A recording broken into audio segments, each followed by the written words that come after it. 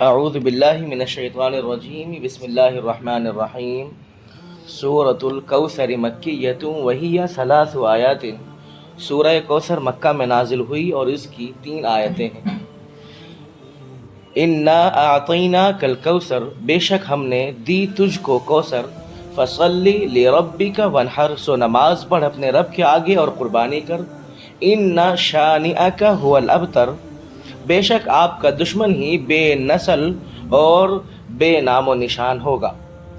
خلاصہ تفسیر یہ ہے کہ بے شک ہم نے آپ کو کوثر یعنی جنت کی ایک حوض کا نام بھی ہے، اور ہر خیر کثیر بھی اس میں شامل ہے، ہر خیر کثیر بھی اس کوثر کے اندر شامل ہے، عطا فرمائی ہے، جس میں دنیا اور آخرت کی ہر خیر و بھلائی شامل ہے۔ دنیا میں دین اسلام کی بقا اور ترقی، اور آخرت میں جنت کے درجات عالیہ، سب اس میں کوثر کے اندر داخل ہیں۔ سو ان نعمتوں کے شکر میں آپ اپنے پروردگار کی نماز پڑھیے، کیونکہ سب سے بڑی نعمت کے شکر میں سب سے بڑی عبادت چاہیے، اور وہ سب سے بڑی عبادت کیا ہے؟ وہ ہے نماز۔ اور تکمیل شکر کے لیے جسمانی عبادت کے ساتھ مالی عبادت یعنی اسی کے نام کی کیا ہے؟ قربانی کیجیے، جیسا کہ دوسری آیتوں میں عموماً نماز کے ساتھ زکوٰۃ کا حکم ہے۔ اس میں زکوٰۃ کے بجائے قربانی کا ذکر شاید اس وجہ سے اختیار کیا گیا ہے کہ قربانی میں مال عبادت ہونے کے علاوہ مشرکین اور مشرکانہ رسوم کی عملی مخالفت بھی ہے، کیونکہ مشرکین بتوں کے نام کی قربانی کیا کرتے تھے۔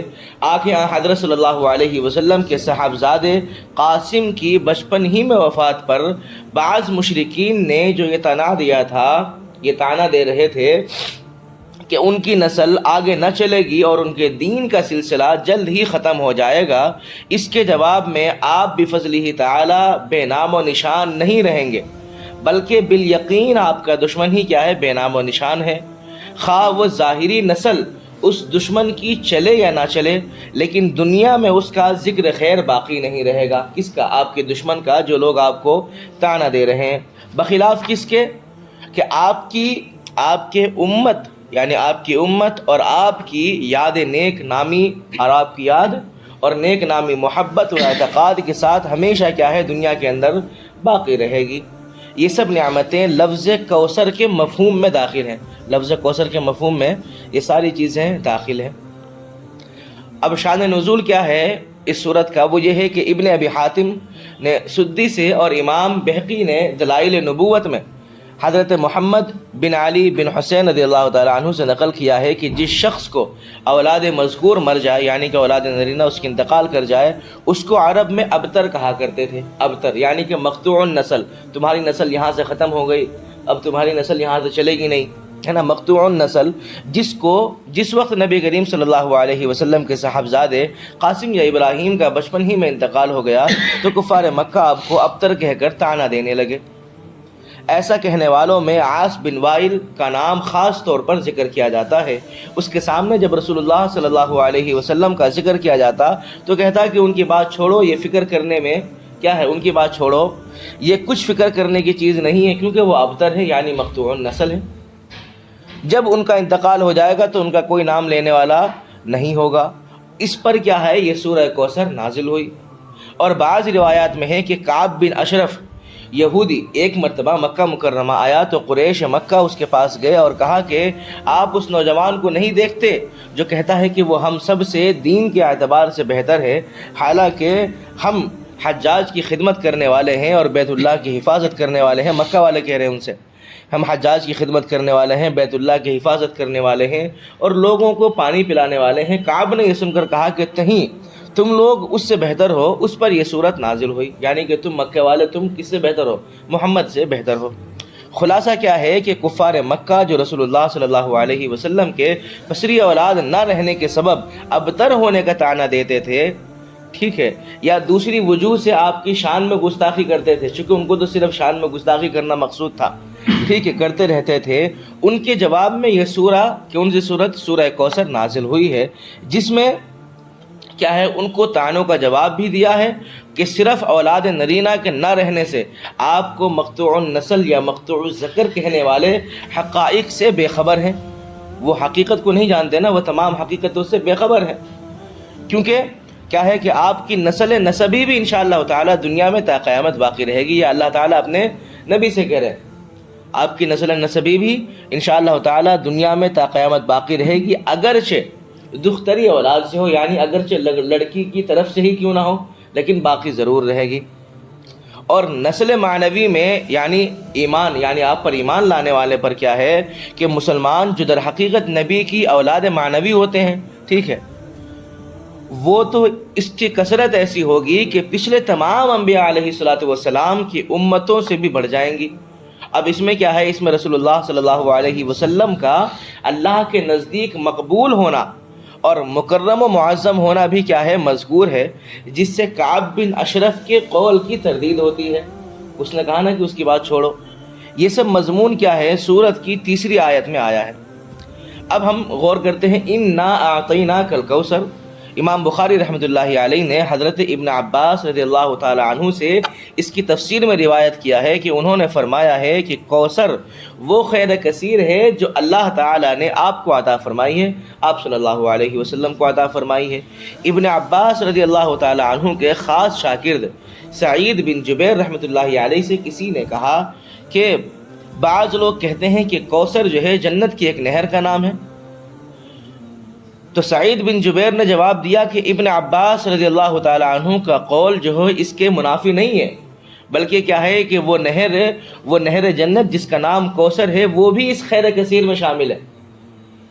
جو لوگ یہ کہتے ہیں کہ بھائی کوثر کیا ہے، جنت کا نام ہے، ایک جنت کی ایک نہر کا نام ہے، وہ بھی اس کے اندر، اس کوثر کے اندر وہ بھی داخل ہے۔ اسی لیے امام تفسیر مجاہد رحمۃ اللہ علیہ نے کوثر کی تفسیر میں فرمایا کہ وہ دنیا اور آخرت دونوں کی خیر کثیر ہے، اس میں جنت کی خاص نہر کوثر بھی داخل ہے، دونوں چیزیں۔ اب حوض کوثر کے متعلق جو تمام جو احادیث کی کتاب میں آیا ہے، اب اس پر غور کر لیتے ہیں کہ بخاری شریف اور مسلم شریف اور ابو داؤد شریف اور نسائی شریف نے حضرت انس رضی اللہ تعالیٰ عنہ، چاروں کتابوں نے، چاروں مصنفین نے کیا کرا، حضرت انس سے روایت کیا ہے کہ کیا روایت کیا ہے کہ ایک روز جب رسول اللہ صلی اللہ علیہ وسلم مسجد میں، اور یہ مسلم کے الفاظ ہیں جو میں آپ کو بتا رہا ہوں ابھی، مسلم شریف کے یہ الفاظ ہیں کہ ایک روز جب کہ رسول اللہ صلی اللہ علیہ وسلم مسجد میں ہمارے درمیان تھے، اچانک آپ پر ایک قسم کی نیند یا بے ہوشی کی سی کیفیت طاری ہو گئی۔ پھر ہنستے ہوئے آپ صلی اللہ علیہ وسلم نے سر مبارک اٹھایا۔ ہم نے پوچھا، رسول اللہ صلی اللہ علیہ وسلم آپ کے ہنسنے کا سبب کیا ہے؟ تو آپ نے فرمایا کہ مجھ پر اسی وقت ایک سورت نازل ہوئی ہے۔ پھر آپ نے بسم اللہ کے ساتھ سورہ کوثر کی تلاوت کی۔ پھر فرمایا کہ تم جانتے ہو کہ کوثر کیا چیز ہے؟ تو ہم نے عرض کیا، یعنی صحابہ کرام رضی اللہ تعالیٰ عنہم اجمعین نے عرض کیا کہ اللہ و رسولہ عالم، یعنی کہ اللہ اور اس کا رسول جاننے والا ہے۔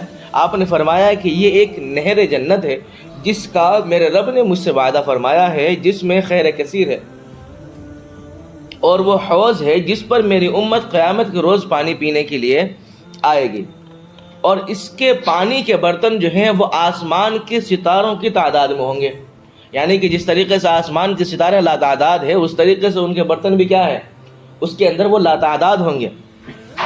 اس وقت بعض لوگوں کو فرشتے حوض سے ہٹا دیں گے، تو میں کہوں گا کہ میرے پروردگار یہ تو میری امت میں سے ہے، تو اللہ تعالیٰ فرمائے گا کہ آپ نہیں جانتے کہ اس نے آپ کے پاس کیا نیا دین اختیار کر لیا، یعنی آپ کے بعد اس نے کیا نیا دین اختیار کر لیا۔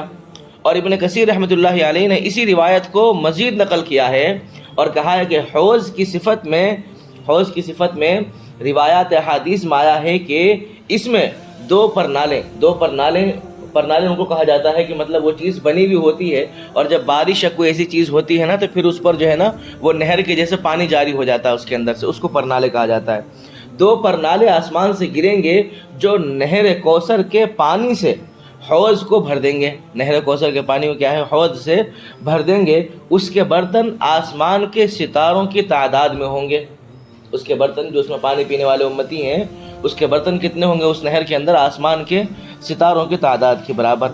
اب اس حدیث سے سورہ کوثر کا سبب نزول بھی معلوم ہو گیا ہم لوگوں کو، اور لفظ کوثر کی صحیح تفسیر بھی، یعنی خیر کثیر، دنیا اور آخرت کی تمام بھلائی لفظ کوثر میں داخل ہے، اور یہ بھی کہ اس خیر کثیر میں وہ حوض کوثر بھی شامل ہے جو قیامت میں امت محمدیہ کو سیراب کرے گی، ہے نا۔ نیز اس روایات نے کیا ہے یہ بھی واضح کر دیا کہ اصل نہر کیا ہے؟ اصل نہر کوثر جنت میں ہے، اور یہ حوض کوثر میدان حشر میں کیا ہے ہوگی، یعنی کہ اصل جو نہر ہے وہ کس میں ہے؟ وہ تو جنت میں ہے، لیکن اللہ تعالیٰ کیا ہے اس کے ذریعے سے 2 پرنالے جاری کریں گے جنت کے ذریعے سے، اور اس کے ذریعے سے اس حوض کو بھریں گے کوثر کے پانی سے، ٹھیک ہے۔ اس میں کیا ہے 2 پرنالوں کے ذریعے نہر کوثر کا پانی ڈالا جائے گا، 2 پرنالوں کے ذریعے سے۔ اس میں ان روایات کی بھی تطبیق ہو گئی جن سے معلوم ہوتا ہے کہ حوض کوثر پر امت کا دخول کیا ہے؟ جنت میں جانے سے پہلے ہی ہوگا، ہے نا۔ اور اس حدیث میں جو بعض لوگوں کو حوض کوثر سے ہٹا دینے کا ذکر ہے وہ یہ ہے کہ وہ لوگ کیا ہے جو بعد میں اسلام سے پھر گئے یا پہلے ہی مسلمان نہیں تھے مگر منافقانہ طور پر اظہار اسلام کرتے تھے۔ حضرت صلی اللہ علیہ وسلم کے بعد ان کا نفاق بھی کیا ہے؟ کھل گیا۔ احادیث صحیحہ میں حوض کوثر کی پانی کی صفائی اور شیرینی اور اس کے کناروں کا جواہرات سے مرصع ہونے کے متعلق ایسے اوصاف مذکور ہیں کہ دنیا میں ان کا کسی چیز پر قیاس نہیں کیا جا سکتا ہے، یعنی کہ اس قدر وہ پانی صاف ہوگا اور اس قدر اس پانی کے اندر مٹھاس ہوگی، اور جو اس کے کنارے جو ہوں گے اس کے کنارے جواہرات سے مرصع، اس کو کہا جاتا ہے کہ جواہرات جڑے ہوئے ہوں گے آپس میں ایک دوسرے سے اس کے کنارے۔ اب اس صورت کا نزول اگر کفار کے طعنوں کے دفاع میں ہوا، جیسا کہ اوپر مذکور ہے کہ آپ کی اولاد نرینہ فوت ہو جانے کی وجہ سے آپ کو کیا ہے ابتر یعنی مقطوع النسل قرار دیا ہے نا، ان کا کام چند روزہ ہے، پھر کوئی نام لینے والا بھی نہیں ہے، یہ کون کہا کرتے؟ تو کفار مکہ کہنے لگے آپ صلی اللہ علیہ وسلم کو۔ تو اس صورت میں آپ کو کوثر عطا فرمانے کا ذکر جس میں حوض کوثر بھی شامل ہے، ان جو طعنہ مارنے والے جو ہیں ان کی کیا ہے مکمل تردید ہے کہ ان کی نسل و نسب صرف یہی نہیں کہ دنیا کی عمر تک چلے گی، بلکہ ان کی روحانی اولاد کا رشتہ کیا ہے محشر میں بھی محسوس ہوگا، ہے کہ نہیں؟ جہاں وہ تعداد میں بھی تمام امتوں سے زیادہ ہوں گے اور ان کا اعزاز و اکرام بھی کیا ہے سب سے زیادہ ہوگا، ان کا اعزاز و اکرام بھی کیا ہے سب سے زیادہ ہوگا، کس کا؟ امت محمدیہ کا۔ اب دوسری آیت کی طرف غور کرتے ہیں، فصلی لربک وانحر۔ انحر جو ہے لفظ ونحر میں جو انحر جو لفظ آیا ہے وہ نہر سے مشتق ہے، اونٹ کی قربانی کو نہر کہا جاتا ہے، جس کا مسنون طریقہ یہ ہے کہ اس کے پاؤں باندھ کر حلقوم میں نیزہ یا چھری مار کر خون بہا دینا، یہ قربانی کا نام ہے، ٹھیک ہے۔ جیسا کہ گائے بکری وغیرہ کی قربانی کا طریقہ کیا ہے ذبح کرنا، یعنی جانور کو لٹا کر کیا ہے حلقوم میں چھری پھیرنا ہے، یعنی منہ کا وہ حصہ حلقوم اس کو کہا جاتا ہے کہ منہ کے اس حصے کو جہاں سے جو کھانے کے جانے کا راستہ ہو اور سانس کے نکلنے کا راستہ ہو، نالی ہے نا، وہاں پر کیا ہے اس کو چھری پھیرنا ہے۔ عرب میں چونکہ کیا ہے عام طور سے کیا ہے عرب کے اندر قربانی کیا ہے اونٹ کی ہوتی تھی، اسی لیے قربانی کے لیے یہاں جو ہے نا لفظ ونحر کا استعمال کیا۔ بعض اوقات لفظ نہر مطلقاً قربانی کے معنی میں بھی استعمال ہو جاتا ہے۔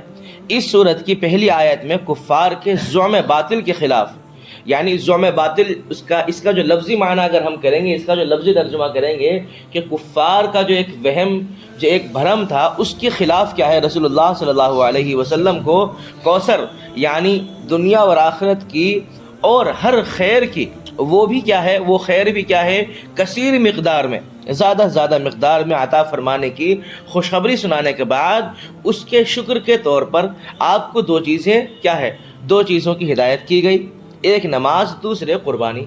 نماز بدنی اور جسمانی عبادتوں میں سب سے بڑی عبادت ہے، اور قربانی مالی عبادتوں میں اس بنا پر خاص اور امتیاز اور اہمیت رکھتی ہے کہ اللہ کے نام پر قربانی کرنا بت پرستی کے شعار کے خلاف ہے، ٹھیک ہے، اور ایک جہاد بھی ہے، کیونکہ ان کی قربانی کیا ہے، ان کی قربانیاں جو ہے وہ ان کے بتوں کے نام پر ہوا کرتی تھی۔ اس لیے قرآن کریم کی ایک اور دوسری آیت میں بھی نماز کے ساتھ قرآن کریم کا ذکر ہے، فرمایا ہے کہ ان صلاتی ونسکی ومحیای ومماتی للہ رب العالمین۔ اس آیت میں ونحر کے معنی قربانی ہونا ہے حضرت ابن عباس، عطا اور مجاہد اور حسن بصری رحمۃ اللہ علیہ وغیرہ سے مستند روایات میں ثابت ہے۔ مستند روایات میں کس سے ثابت ہے؟ حضرت ابن عباس رضی اللہ تعالی عنہ سے بھی، ٹھیک ہے، اور عطا رحمۃ اللہ علیہ سے بھی، مجاہد رحمۃ اللہ علیہ سے بھی، اور حسن بصری رحمۃ اللہ علیہ سے بھی کیا ہے، مستند روایات میں ثابت ہے۔ بعض لوگوں نے جو ونحر کے معنی نماز میں سینہ پر ہاتھ باندھنے کے بعض ائمہ تفسیر کی طرف منسوب کیے ہیں، اس کے متعلق ابن کثیر رحمۃ اللہ علیہ نے فرمایا کہ یہ روایات کیا ہے، منکر یعنی ناقابل اعتبار ہے۔ کچھ لوگوں نے کیا ہے، کچھ مفسرین کی طرف کیا راستہ اختیار کر دیا، کیا معنی اس کے اختیار کیا ونحر کا، انہوں نے یہ معنی اختیار کیا ہے کہ نماز میں سینے پر ہاتھ باندھنے کو کیا ہے، ونحر کہا جاتا ہے۔ تو اس کی جو ہے نا تردید کس نے کر دی؟ ابن کثیر رحمۃ اللہ علیہ نے کیا ہے، اس کی تردید کر دی کہ بھائی یہ کیا ہے، یہ قول ناقابل اعتبار ہے، کہیں احادیث صحیحہ میں کہیں پر بھی یہ چیز نہیں ملتی ہے۔ اب تیسری آیت جو آخری آیت ہے، ان شانئک هو الابتر، لفظ شانی جو ہے اس کے معنی ہے بغض رکھنے والے، عیب لگانے والے کے ہیں۔ کیا ہے یہ آیت ان کفار کے متعلق نازل ہوئی ہے جو رسول اللہ صلی اللہ علیہ وسلم کو ابتر یعنی مقطوع النسل ہونے کا طعنہ دیا کرتے تھے۔ اکثر روایات میں ان کا نام کیا آتا ہے، عاص بن وائل، جو اس سے پہلے بھی نام آ چکا ہے، بعض میں عقبہ، بعض میں کعب بن اشرف، اس کے مصداق ہے۔ یہ 2-3 نام جو ہے نا روایات میں آتے ہیں۔ حق تعالیٰ نے رسول اللہ صلی اللہ علیہ وسلم کو کوثر یعنی خیر کثیر عطا فرمائی ہے، جس میں اولاد کی کثیر بھی داخل ہے۔ آپ کے لیے اولاد کی کثرت اس لحاظ سے ہے کہ نسبی اولاد بھی آپ کی ماشاءاللہ کچھ کم نہیں ہے۔ اللہ کے نبی صلی اللہ علیہ وسلم کی جو نسبی اولاد ہے وہ بھی کچھ کم نہیں ہے، اور پیغمبر چونکہ پوری امت کا باپ ہوتا ہے اور پوری امت اس کی اولاد روحانی ہے کہ نہیں، اور آپ کی امت پچھلے تمام انبیاء کی امتوں کی تعداد کے حساب سے کیا ہے، سب سے زیادہ ہوگی۔ تو ایک طرف تو ان دشمنوں کو کیا ہے، ان دشمنوں کی جو یہ بات ہے کہ ان دشمنوں کی مکمل اس بات کی تردید اور خاک میں ملا دیا ان دشمنوں کی اس بات کو کہ آپ مقطوع النسل ہے یا آپ ابتر ہیں، ہے نا، بالکل خاک میں ملا دیا۔ اور دوسری طرف یہ بھی فرما دیا کہ جو لوگ آپ کو ابتر ہونے کا طعنہ دیتے ہیں وہی ابتر ہیں، یعنی کہ وہ خود ہی بے نام و نشان رہیں گے، بے نسل رہیں گے۔ اب عبرت کا مقام یہ ہے کہ اب غور کرنے کا مقام یہ ہے کہ رسول صلی اللہ علیہ وسلم کے ذکر کو حق تعالیٰ نے کیسی رفعت و عظمت عطا فرمائی ہے کہ آپ کے عہد مبارک سے آج تک پوری دنیا کے چپے چپے پر آپ صلی اللہ علیہ وسلم کا نام مبارک 5 وقت اللہ کے نام کے ساتھ میناروں پر پکارا جاتا ہے کہ نہیں، اللہ کے نام کے ساتھ پکارا جاتا ہے۔ اور آخرت میں آپ کو شفاعت کبریٰ کا مقام محمود حاصل ہوگا، ہے نہیں، شفاعت کبریٰ کا مقام محمود حاصل ہوگا آخرت میں۔ اس کے بالمقابل کیا ہے، دنیا کے اندر، دنیا کی تاریخ سے پوچھئے کہ عاص بن وائل، عقبہ اور کعب کی اولاد کہاں ہیں، دنیا میں کسی کو معلوم ہے یہ کون تھے؟ کسی کو اب اگر اس سے پہلے اگر ہم دیکھیں تو کسی کو عاص بن وائل یا عقبہ یا کعب کی اولاد تو چھوڑو، ان کا نام بھی کسی کو نہیں معلوم تھا، ہے کہ نہیں۔ لیکن یہاں پر کوئی ایسا شخص ہے جس کو محمد کا نام نہ معلوم ہو، سب کو معلوم ہے۔ تو کیا ہے کہ ان کی اولاد کہاں ہے، ان کے خاندان کا کیا ہوا، کہ خود ان کا نام بھی اسلامی روایات سے کیا ہے، تفسیر آیات کے ذیل میں محفوظ ہو گیا۔ ان کا نام بھی کیا ہے، اسلامی روایات کے مطابق کیا ہے، تفسیر آیات کی ذیل میں محفوظ ہو گیا، ورنہ دنیا میں آج ان کا کوئی نام لینے والا باقی نہیں ہے۔ تو اللہ تعالیٰ نے یہ چیز کر کے دکھا دی، ان کا نام و نشان کو دنیا سے کیسے ختم کر دیا، ایسے ختم کر دیا جیسے وہ کبھی نہ آئے تھے نہ کبھی تھے اس دنیا کے اندر۔ بہرحال اللہ تعالیٰ ہم تمام کو کہنے سننے زیادہ عمل کرنے کی توفیق نصیب فرمائے، آمین۔ سورہ کوثر کی تفسیر یہاں پر مکمل ہو۔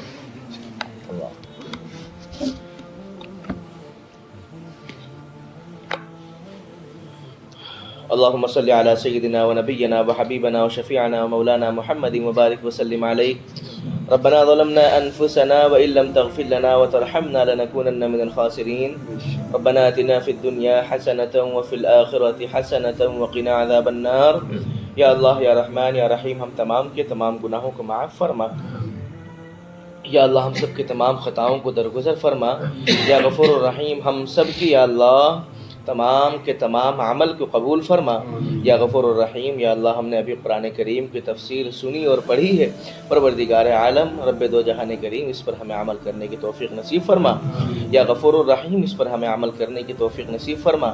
یا اللہ اس کو آگے پہنچانے والا بنا، غفور الرحیم یا اللہ اس کو سن کر آگے پہنچانے والا ہم تمام کو بنا، یا غفور الرحیم اس کے عوض میں یا اللہ ہم تمام کی پریشانی کو، تکلیف کو، مصیبت کو دور فرما، یا غفور الرحیم یا اللہ اس کی وجہ سے، غفور الرحیم یا اللہ اس کی برکت سے پروردگار عالم ہم سب کے کاروبار میں ترقی عطا فرما، غفور الرحیم اس کی برکت کے سبب ہم تمام کے گھروں میں خیر و برکت عطا فرما، غفور الرحیم ہم سب کی جان میں، مال میں، وقت میں برکت عطا فرما، غفور الرحیم ہمارے تمام جائز مقاصد میں مکمل کامیابی و کامرانی عطا فرما، غفور الرحیم غرض میرے مولا جو ہم نے مانگا وہ بھی عطا فرما، جو رہ گیا، بھول گئے، چھوٹ گیا اپنے شایع نشان اس کو بھی عطا فرما، ہماری اس مختصر سے مختصر دعا کو حضور اکرم صلی اللہ علیہ وسلم کے صدقہ توفیل اور اپنے فضل و کرم سے قبول و منظور فرما، ربنا تقبل منا انک انت السمیع العلیم وتب علینا انک انت التواب الرحیم، سبحان ربک رب العزة عما یصفون وسلام علی المرسلین والحمد للہ۔